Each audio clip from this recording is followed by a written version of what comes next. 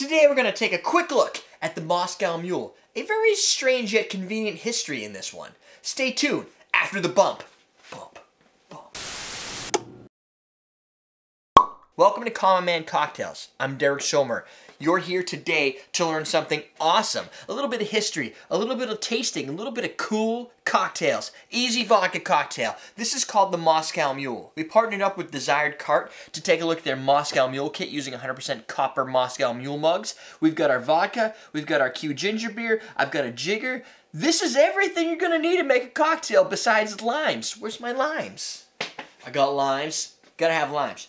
We're going to do 2 slices of lime for this one. The funny thing about this cocktail is it has a kind of weird, convenient history to it. Imagine 3 people getting together because they all have one common problem, selling something. They team up like Transformers or Voltron or something, and they build the ultimate cocktail that just takes over an industry. So it starts with John G. Martin. He buys a brand. You might have heard of it. It's called Smirnoff, or Smirnoff if you are in the US and you think you're supposed to use a Russian accent. That isn't right.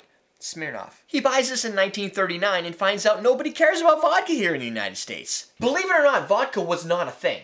That happened way later on, in 40s and 50s, and it caught up, it's trendy. You probably are used to it now, but if you were around in 35, it was all pretty much gonna be gin. He takes some of the money I think he bankrolled from the A1 steak sauce brand, and he rolls it into buying Smirnoff, but he can't sell the vodka. So the story goes that he was talking to the bar owner of the Cock and Bull restaurant. This guy, let's call him Jack because, well, that was his name. This guy has a line of ginger beers. Nobody's buying ginger beer. So how do you solve the problem of not being able to sell ginger beer? And now you have this guy who says he can't sell vodka. And the story gets more wild. Apparently, a woman comes in with a whole bunch of problems about selling copper mugs. She's got all these mugs and she can't figure out how to sell them. So they team up, they create the Moscow Mule, all by themselves, and it's a hit. No one really knows what the mule part's for, but some people say because ginger beer has the kick, that's the mule.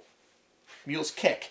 I think horse's kick too. Could have been the Moscow Bronco, but it's not. So to build this, what we're gonna do is we're gonna take a look at the Desired Cart's Moscow Mule mugs. You can get these on Amazon, link below. If you like to help us out, clicky the link. It's actually a full kit, so it comes with pure copper shot glass, pure copper spoon, and 2 mugs.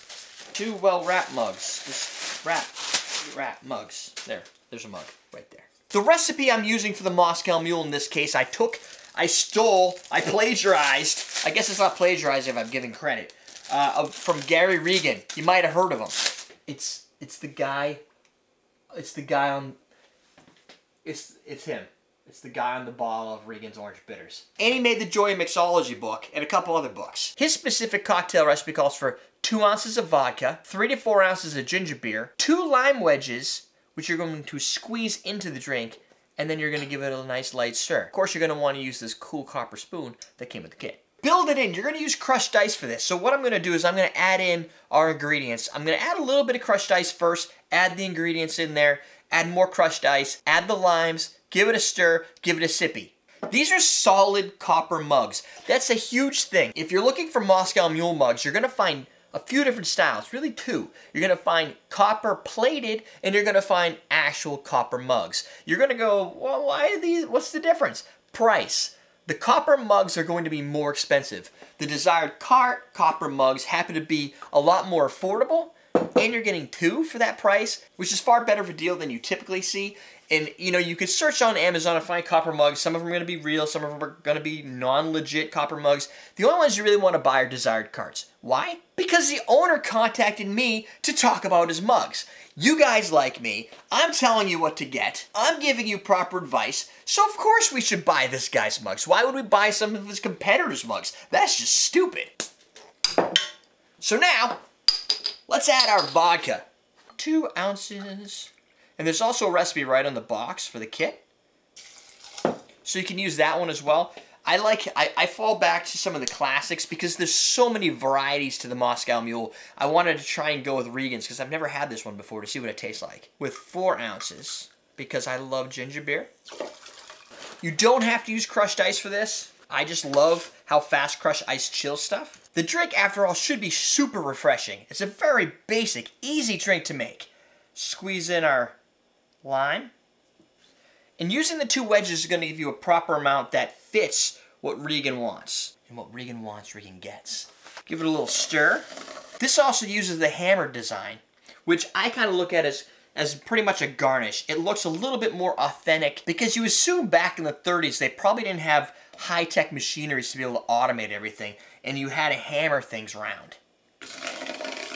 One of the tricks when you're looking to nail down a 100% pure copper mug is check the color. It should have like kind of a more of like the copper piping color. If you look at two side by side, you'll see more bright orangeness, I think, with the fake copper, which are plated. Usually they're nickel plated with a light copper plating and have a lacquer on top of them. One of the things you want to know about when you're dealing with copper is you want to make sure to hand wash these, and you want to wipe them down after you've rinsed them and dried them.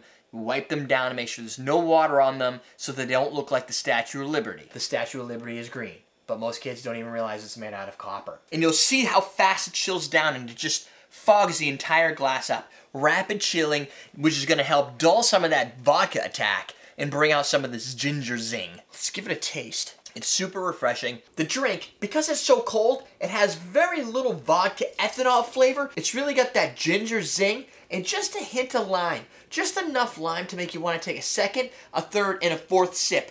Nice and cold, nice and refreshing, everything you need for any day of your life. Except while at work, unless you have my job. The glass mug also has a higher thermal mass, so a lot of the chill factor is chilling the glass before it gets to the liquid. So what that means is all of that crushed ice you use, which has a higher chance of dilution, doesn't dilute as quickly because the drink has reached a nice cold temperature. So there's no reason for that ice to just melt and turn into water. So to me, this whole story, this Moscow Mule story, seems a little bit contrived. But there are facts that we do know. John G. Martin did in fact buy the US rights to Smirnoff. Number one, John did have a huge challenge trying to move vodka. That is historically known. Vodka was not popular. Research also shows that Jack, the owner of the Cock and Bull, had a girlfriend, and that girlfriend owned a company producing copper mugs. Not exactly like the story seems to suggest, but it does kind of fit into the three-person team to design the cocktail. And according to a 2007 publication in the Wall Street Journal, Wes Price, head bartender at the Cock and Bull, says that he is the creator of the Moscow Mule. So you decide. It was either created by three random people, one which basically had an education in marketing, and a bar owner, and someone who had copper mugs, or the head bartender of the bar. And remember, if you're in the market for some Moscow Mule mugs, which you should be because it's an easy vodka cocktail, click the link below and pick up Desired Cart's Moscow Mule kit. You're going to get two 100% pure copper mugs. One for his and her. One for her and her. One for him and him.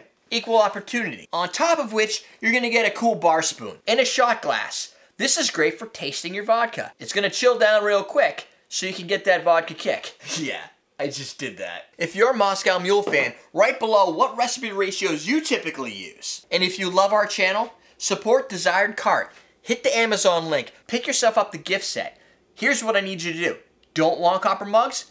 Find a friend. Send them to them. Don't even need a good reason. Sometimes it's good to just be a nice human. And tell them Derek from Common Man Cocktails told you to do it. That way I get a new subscriber. If you're new here, click the subscribe button. Check out the 2 videos on the left.